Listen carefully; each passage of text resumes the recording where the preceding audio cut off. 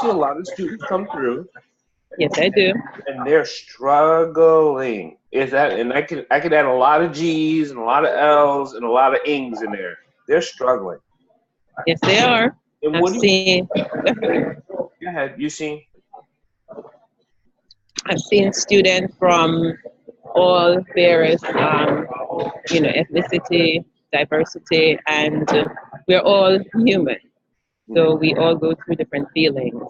So whether students are struggling academically or emotionally, it actually plays out in the classroom. And as teachers, we're not just teachers, we are actually everything. So in terms of, helping them, one has to, be able to be diverse, look at what the situation is, be able to aid those students, to bring out the best in them. And that's what we're trying to do, bring out the best in them in whatever situation is there that we can help them to overcome. Do you think teachers are missing a couple of things that would help them be better teachers? I think they do. Being a teacher myself, I'm known to be one of the, you could say nurturing if you want, but because of my personality, I do, take the time to actually, do one-on-one sometimes, find out what is going on.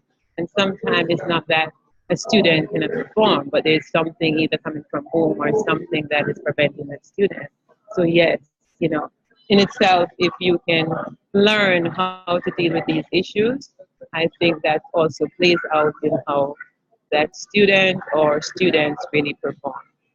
Because I know we've talked about teaching teachers to be better teachers, and I think teachers are amazing. I think the way a teacher wants to work with kids is absolutely passion is amazing, but somehow they get burnt out throughout the years, or it's the policies, or it's the administrative aspect of it that they're just getting so burnt out on.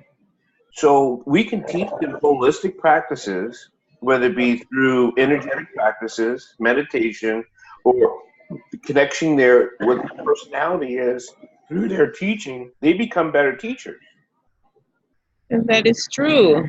Even for myself, I did a 6-month meditation class, healing I would call it, and it actually gave me, apart from I know my personality was always nurturing, but it gives me a different perspective. When I go into my classroom, you could feel that great energy based on what I was taught through the 6 month course I went to.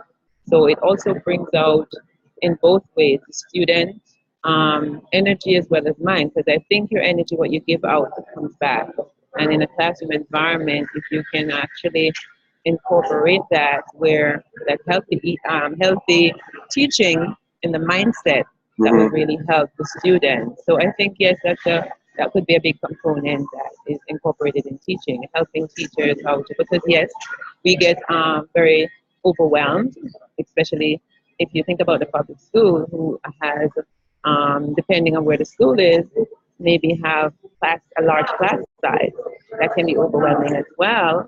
You're talking about grading, you're talking about classroom management, you're talking about a lot of things. So yes, that can be overwhelming for teachers. So I think for them to be trained in that area, just to help them to, maintain that sanity of how they're dealing with students and that energy and take it to the classroom, I think that would be a big help as well. Now here's the big question, teacher, because you're in the middle of a school year, you just started. How much time do you have to go to a class to help you with your holistic education so you can be a better teacher? Well, teaching in the higher ed education, and one of the college I teach at, I have like 80 students. That's a big class, and that's just one college. Can you imagine? So my ritual in the morning is when I get up, I do my daily devotion.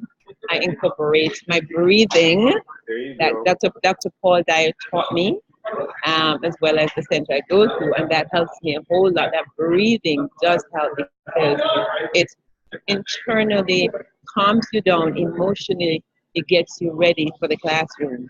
So that's one of the things that really helps me. So although it's a big class, I don't think the number matters. is how you deal with the situation. So, but how can we get teachers to learn this when they're so busy throughout the year? Like you grading papers today, you have a syllabus you got to put together later. Yes, a lot.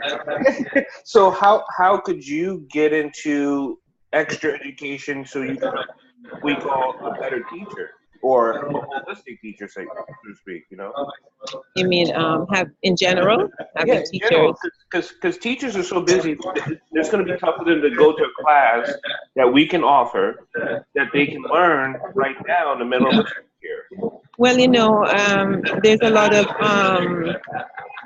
development classes that or sessions that teachers do go to, and maybe this is one area that it could be incorporated into self-development when we have those meetings.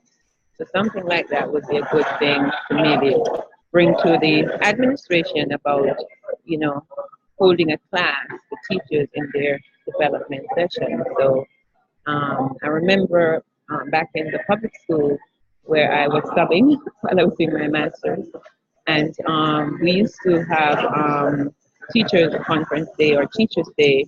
They would have somebody who would come in and just give us a talk and some sort of development. So I think yes, this could be incorporated into that aspect of the development for teachers. Because I think that's why I think we can help with more teachers if we give them some information through webinars and education that they can click on and watch every so often. Yeah. They can contact us and say, hey, I'm interested in what you guys are talking about, developing a better breathing technique, developing a better body and brain technique, developing a better energy that I have inside my body. So when I teach, I give that back to my students in a way that I'm not hurting them.